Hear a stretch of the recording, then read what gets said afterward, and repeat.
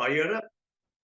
Hey everyone, if you love combat sports, make sure to hit the like, share, subscribe button to the Drew Experience. We're on all platforms. We're growing like a storm. It's a fast and approaching storm. So it's on YouTube, all audio platforms. Thanks to my sponsors, Karate Joanne Fournier and Kyokushin Boucherville. If you're looking to take up martial arts, karate is fast growing, especially in the modern age. And if you're looking for quality Kyokushin, look no further than the Kick organization in Quebec, with all the dojos that are around North America, both in Eastern Canada, Western Canada. Look them up. We're growing. And if you want to learn the values of martial arts, I will not recommend anybody else but them. And with that, here we go. Oh man, this is amazing. I'm your host, the Raging Jew, or the Raging Rabbi, Drew. I'm still figuring out my nickname, but today's guest, I am joined by one of the newest directors in the Kick organization. I've been wanting to have him on. Trying to get this guy on is like trying to get Spider-Man to come on your show. He's like, the timing doesn't work. You know, he's legendary. You know, I want to thank Sensei Tony of his dojo. He is the one, the only, the newest director of Kick, a successful business owner in both martial arts and in life. The one, the only, Shihan Lino Gambuto. Welcome to the show, Shihan Lino. Thank you, Drew. Thank you very much. How are you doing today, Shihan? It's great to have you finally. I'm very fine, very fine. It's a lovely day so far. So yes. Amazing. So, you know, I got to give a shout out to Sensei Tony. He was the one that really wanted me to have you on. Yeah. Also, Sensei Joanne. Sensei Joanne was saying, when I said, I said, you know, Sensei Joanne, Shihan Lino is coming on my show. And she got very excited, as did Sensei Tony. So to everyone in Hawkesbury who loves learning under Shihan Lino, it's happened. So I always got to start my conversation with Shihan. Who was Shihan Lino before karate? Like, because I know you have roots from Montreal. So let's talk about who you were before karate. Who I was before karate? Yes. I live in Chute-Blondo, a little village in Ontario, close to the Quebec border. And I've done my elementary and high school in this area, which is Hawkesbury. And I was just a little boy having fun, you know, in a little village. Here you go. And I started martial arts in '85. So I was 16 years old. Before that, I was an athlete, or I love sports. I was doing a lot of sports, and of course soccer. A lot of soccer with my father that taught me. You know, he's directly from Italy, so of course I've learned a lot of little stuff with him. But back then, in the 70s and beginning of 80s, soccer was not that popular in this area here. So unfortunately, I've played soccer at a high school. All right. And suddenly we did have that chance that karate showed up in our region. So, yeah, this is it. That's amazing. So you grew up playing soccer. So when you go into martial arts from soccer, because you're working your fast twitch muscles constantly with running, do you feel that helped you ease into doing karate when you started? Yes, absolutely. Absolutely. Being someone that loves sports back then, of course, when you start martial arts, yes,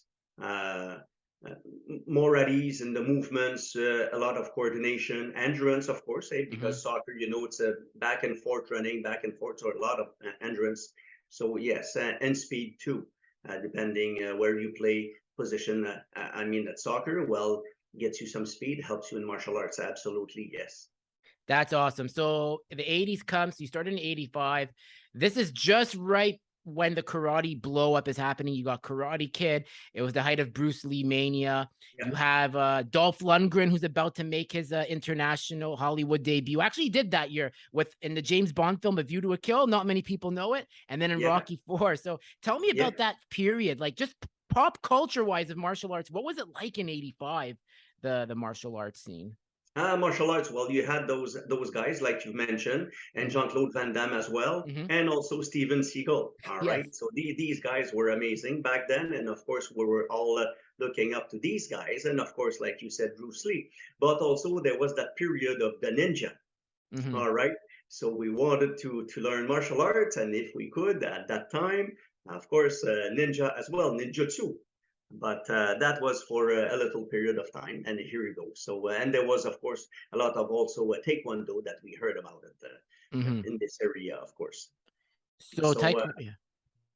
let's say a lot of little boys back then, they wanted to be a kind of a Bruce Lee. Matter of fact, you know what? I didn't know nothing about martial arts.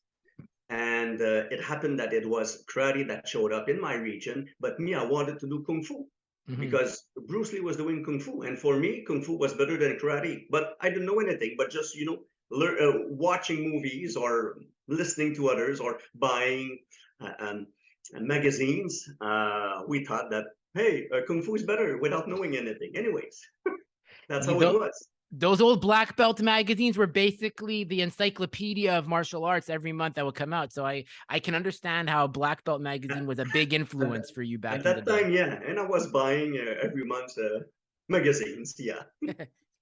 Amazing. So 85. So this is right when everyone's on the come up. You have yourself, you have Shihan Pierre Cataford, you had God rest in peace, Shihan Reynald Lamar, and Alain Bonami. What was going on? How did it come to your region, and what was the influence of how Kyokushin started in the 80s? Like, what was that period?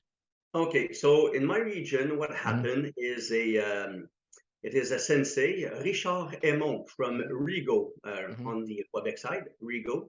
He had a dojo over there, and he was affiliated with the organization of Saiko Karate, Saiko, Saiko, which is a lake name in Japan. And directly, Saiko was a branch, if I can say, of Kyokushin, but without knowing it's Kyokushin.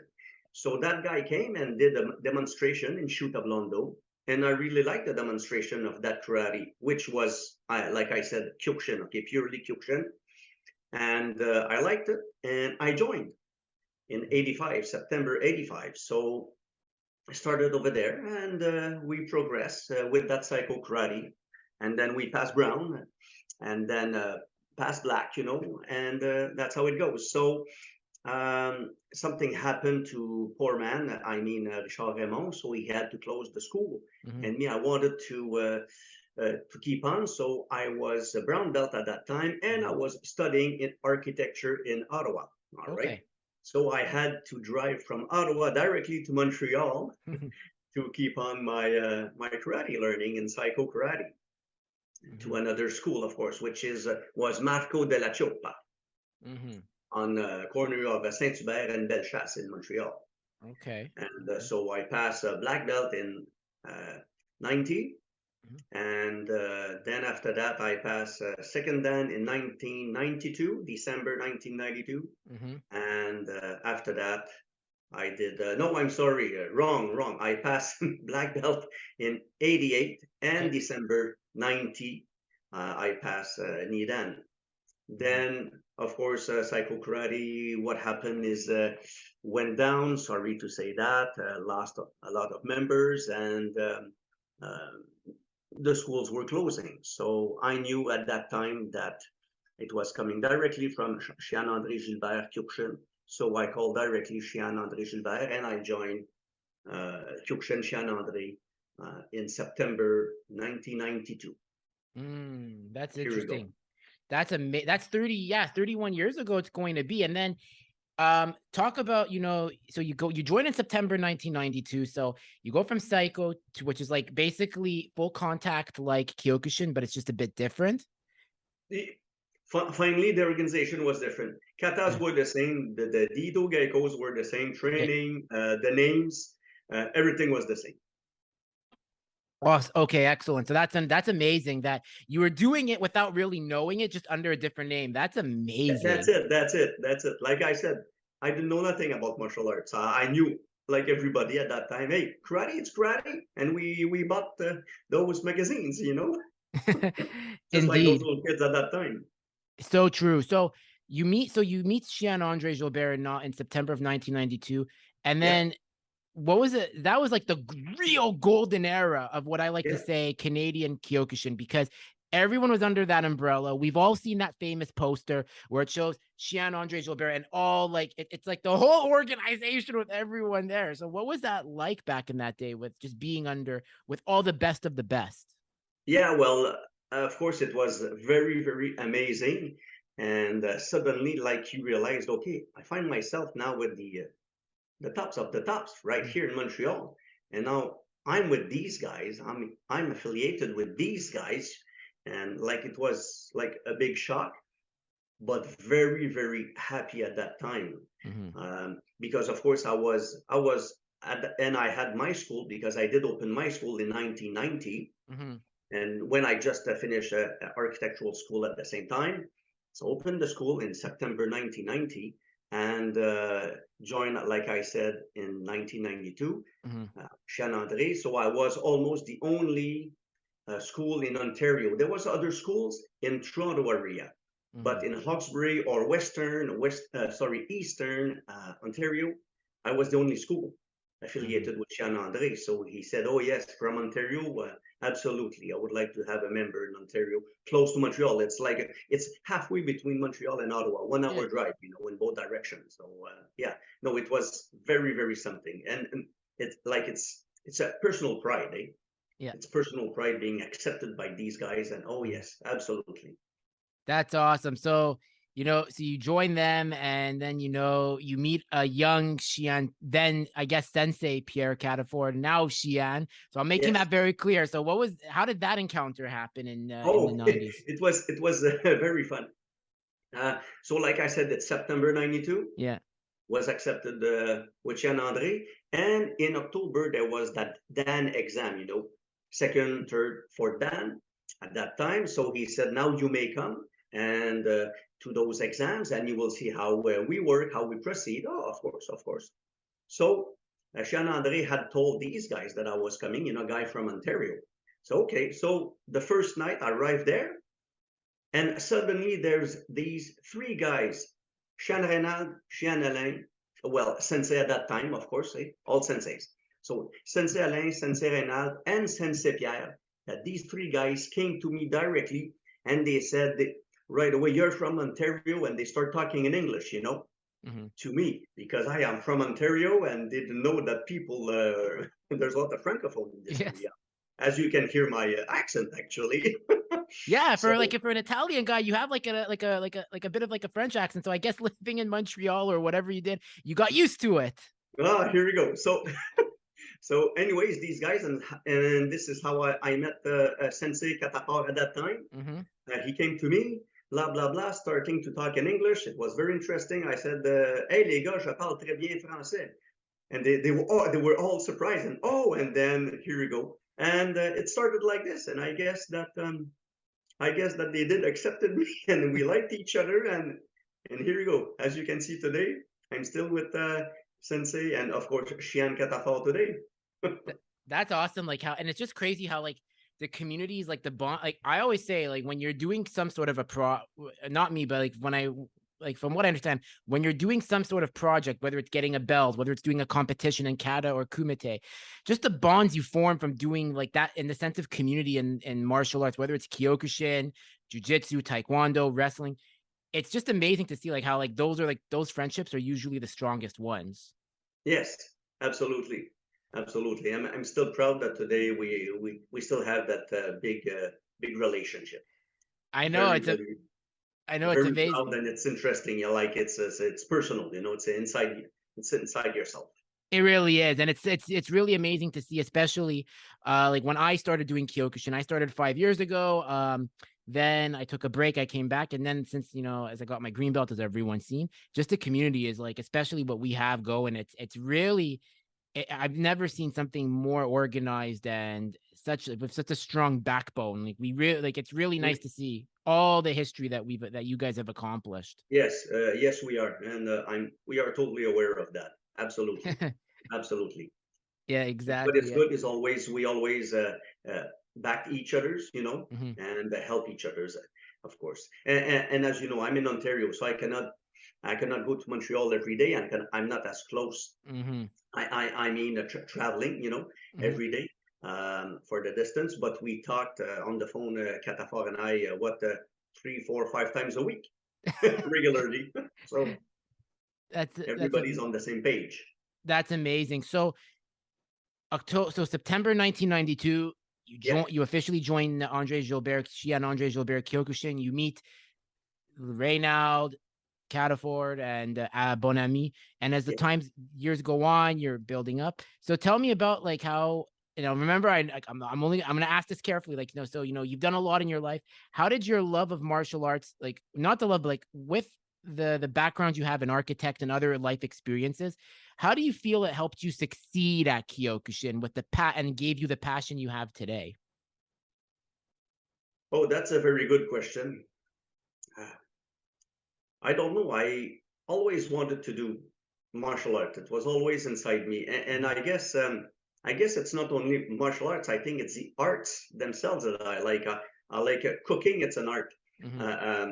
I'm grade 8 in piano also. So level 8 in piano. So again, it's art, martial arts, architecture. It's art. So I guess I just love that. And I don't know, martial arts always wanted to move on and keep on and learning more and more and more. And if you want to do so, you have no choice. You must go to you must travel to big cities like Montreal. And of course, I really like that style of martial arts back then, which is what Saiko or Kyokushin. So I really love that. And I said, okay, this is what I want to do. And I kept on doing that and always moving forward and doing all the requirements to obtain what I wanted to obtain. That's amazing. So, and also you guys in Hawkesbury, I just want to say, I love what you guys do there. Like you guys are doing amazing. You have my support if anything you ever need. So I want to just give a congratulations to the newest Shihan Glenn. Yes. I believe if I'm not mistaken, I think your wife achieved Yondan or Sandan finally. Or someone? Yes, my wife Joanne Dandurand. Yes, she did pass her Sandan levels, Sensei level, of course, last December in Montreal. Yes. Amazing. Sensei Tony got Yondan, and yes, he's a brown belt, but he's one of the most big supporters of my show. Shout out to him. He's got he just became a Shodan. Do you know what I'm talking about? He's like a glasses, beard. He's older. What's his name? He's a senpai now. Do you know who I'm talking about? Daniel Kuroto. That's it, Senpai Daniel. Senpai Daniel. I'm so sorry if I almost forgot your name. I just don't. It's just so many people message me, but yeah, I really want to give a congrats to those members of the dojo, Shihan Lino, because honestly, like I love seeing people succeed, especially when they're good people like them. Well, thank you very much. Yes, and of course, and I always say we are a very, very lovely team in Hawkesbury. Yes, very good crowd, very good kohai, and of course my staff with my senseis. Absolutely, very good people. Speaking of the team you have, what do you feel makes your because every dojo has their own recipe for success. For example, like if you go to the Saint Jean sur Richelieu, Sensei Michel has his model of what makes his dojo run successfully. If you go to Boucherville, Shihan Pierre has his model of success. If you go to Laval, Sensei Joanne has her definition of success. What do you think makes Hawkesbury a successful dojo with what you've built over there with everyone around you? I think that the first thing or the first word would be respect. I do respect my people and they do respect me, and working together, you need that word. You need respect. Okay. And then, of course, everybody are allowed, I mean, among my senseis, because we teach, all right? And so among the senseis, everybody are allowed to say their words or their comments, and we talk together as a team. What do you think of this? Should we do this? Or maybe we can do that, for promotion or to get better or for teaching. So everybody are allowed to speak. And always in a respectful manner all the time. And of course, I give place during teaching to my sensei. So everybody sometimes will have a little part of teaching. Tonight it's you, and tonight will be you and you and you, and you will be teaching this part and the other one, the other part, and here we go. So everybody has a chance to evolve as well. So I think that's why it's a good success, That's very important. You want everybody to feel like they're contributing instead of And as this. That's the key, right?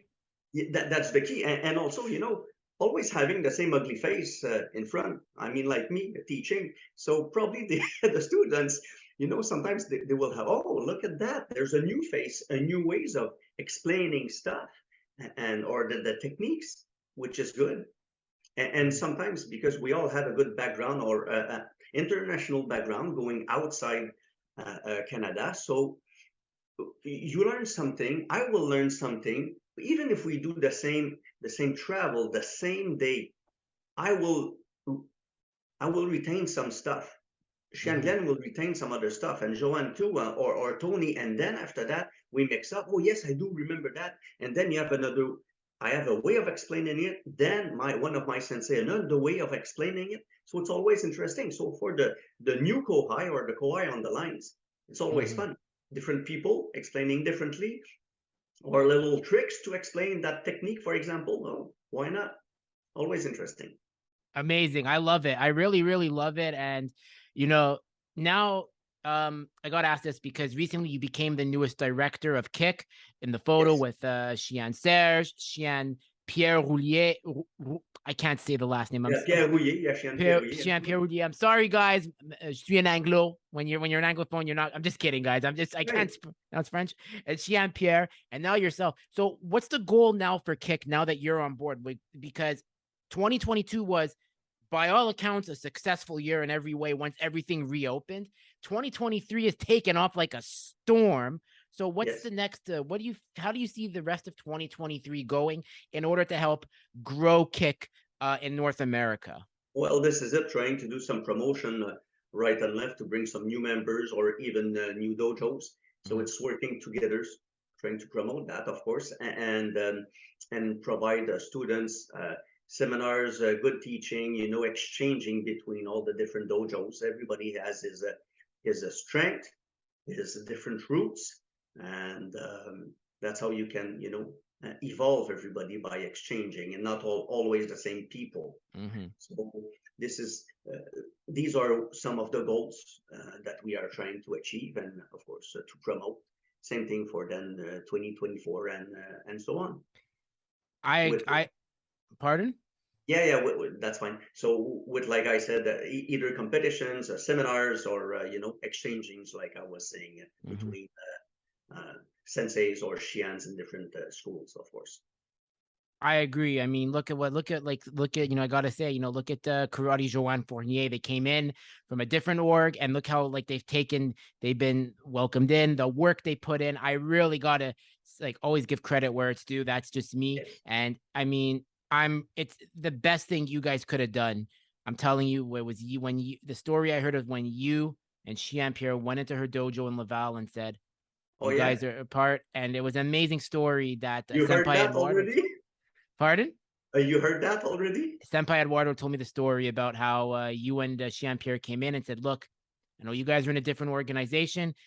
You're not you still keep everything, but you're gonna learn the Nakamura way." And seeing what they've accomplished from top down with Sensei Joanne, her senseis, her senpais, it's really amazing to see. And if it wasn't for Sensei Joanne, to a degree, I don't think I would have met Shian Pierre with my podcast. And she really, I gotta give credit. It's because of her. Like a lot of Oh, what cool. she's done, I mean, I gotta really give her credit. And she's such an asset and an invaluable team member. And it's really nice to see that you guys really helped her out. Like I love it. It's an amazing story.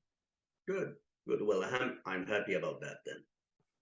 Do you have any funny Shian Pierre stories that you and him did together in Japan? Nothing crazy, but like, what was one funny experience you guys have from Japan or from the competition days, like in Kumite? Absolutely. Yeah, one is very, very interesting. Okay. Yeah. As you know, my right arm is a Shian Glen Mm-hmm. colored, right? At Mm-hmm. this time, right now, he's Shian, but back then he was sensei. Okay. Mm-hmm. So we were senseis. It was in 2007. Yeah, 27 or 2008. We were in New York, okay, for the competition, and we were at the meeting of the referee meetings. All Mm-hmm. right. And as you know, Jean Pierre is always translating He was used to translate to his people, to his kohai, to his sensei, and his dojo. So suddenly we are at the meeting. Shihan Glen is to my left. Well, since at that time we understand each other. Anyway, Shihan Glen to my left, me, and then Shihan Pierre to my right. So we are listening. The Japanese in front explaining the meeting, of course, explaining everything. Suddenly, Shihan Pierre turns to me, blah blah blah blah blah blah blah. What? I was so surprised. What is that? Okay, I didn't understand what he said because me, I'm listening at the in English. I'm listening the meeting in English. I do understand English, of course. Okay. So Shihan Glen bowed to me. What is that? I said, I don't know. Okay. Suddenly, a few minutes after, again, not a few minutes, a few seconds, he turned around and blah, blah, blah. So now I pay more attention and I realized he was translating what these guys were saying to me and Glenn. But Glenn, he's an Anglophone, doesn't he? You understand what I mean? Yeah. He was translating in French, the meeting in English, that we both speak English and understand. So I started to laugh. And when you cannot laugh because it's a meeting. So Glenn bowed again and he said, what? So I said, he's translating in French, the meeting in English. And he said, why? I said, I don't know. But then I was like holding my people's laughing. So, and he kept on, Pierre kept on. So Glenn, of course, had that smile and was not listening anymore. And me, I could not say anything. And he did that 4 or 5 times. And suddenly he turned and he saw me red. And he said, I'm translating to you. I said, yes, when you're laughing like this. He said, well, of course, I don't need you understand English even better than me. I said, yes. And he said, you then told me to stop. I said, I could not. I could not tell him to stop. I was laughing so much. Anyway, so remains a good story that yes, absolutely. It was fun. That's awesome, Matt. That is such an awesome story. I love it. There's always something funny that Shihan Pierre has, and this is one of those stories that he'll probably be like, he'll be like, yes, I remember that and whatnot. Of course he does remember because we made fun of him a few times, depending where we were about that story, so I could not tell him to stop because I was laughing too much, you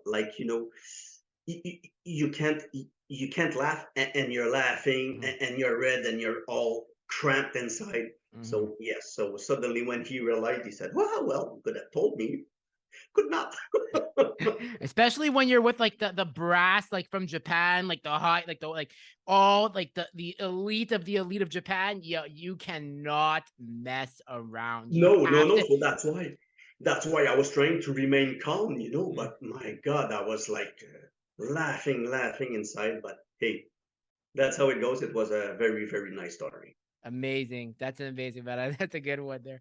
Shihan Lino, obviously I have one. So obviously, that was like my last question. Is there anything like you want to say, like about, like based on like today, like and what any feedback you have for the podcast I do? Because honestly, like I would appreciate anything from the ones who are experts in their field.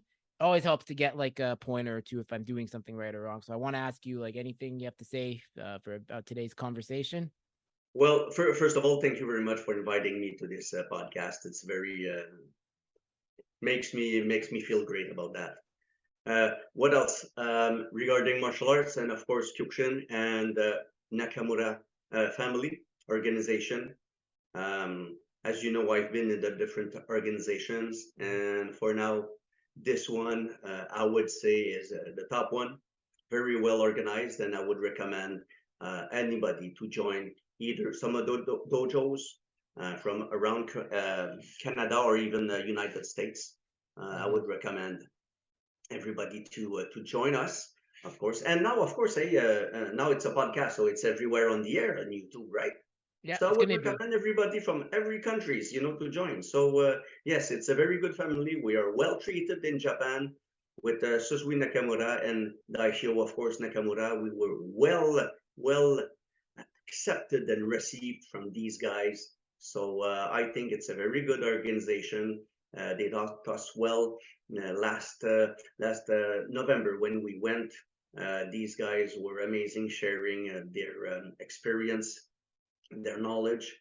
So and me, I'm promoting a lot of this Nakamura Kyokushin family, and hope everybody or a lot of people can join us and work with us with this good respect and knowledge of this family, of course.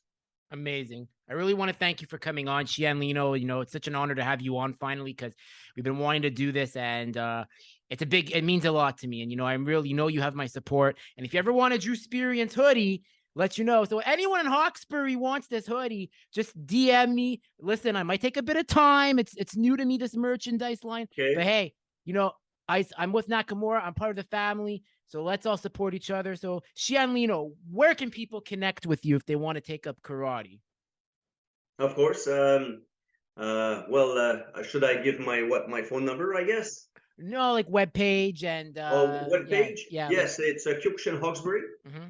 Kyokushin Hawkesbury at gmail.com. Oh, well, kyokushin.hawkesbury@gmail.com. Mm-hmm. And of course, the web. This is the Gmail, and the website is Kyokushin Hawkesbury. Of course, I do have a nice website with a lot of information, French and English. And of course, people can join us over there, and they can even ask questions on the website. We'll answer them, or then we can tell them where to join us, of course, to participate to their first classes. Amazing. Well, Shihan, once again, I wanted to say thank you so much for coming on. Huge honor to have one of the directors of Kick come on. I've had Shihan Pierre Cataford, and now I've had Sensei Joanne, I've had Sensei Tony from your school. And next up is Sensei Corinne, hopefully. It's in the works. And keep on being amazing. You know, honestly, I love what you guys do. And I hope when I come down to Hawkesbury, I'm hoping to come down soon just to check out the dojo. And I'll make sure to do like a vlog, like, with like a vlog, and like, put like why Hawkesbury is an amazing dojo. So yeah, I just really want to say thanks for coming on, Shihan. Well, you're welcome to my dojo anytime, and especially now it's summertime, so we do train outside. Nice. Just on the island in Hawkesbury near the river. It's marvelous, very beautiful. Excellent. So everyone, if you love combat sports, you love martial arts, hit the like, share, subscribe button to the Drew Experience. We're growing fast. We're growing bigger. We're taking Nakamura to the next level if you're in North America and worldwide, actually. So hit the like, share, subscribe button. And make sure to follow Shihan Lino. Give his school some thought if you're looking to take up martial arts. Drew Experience, out.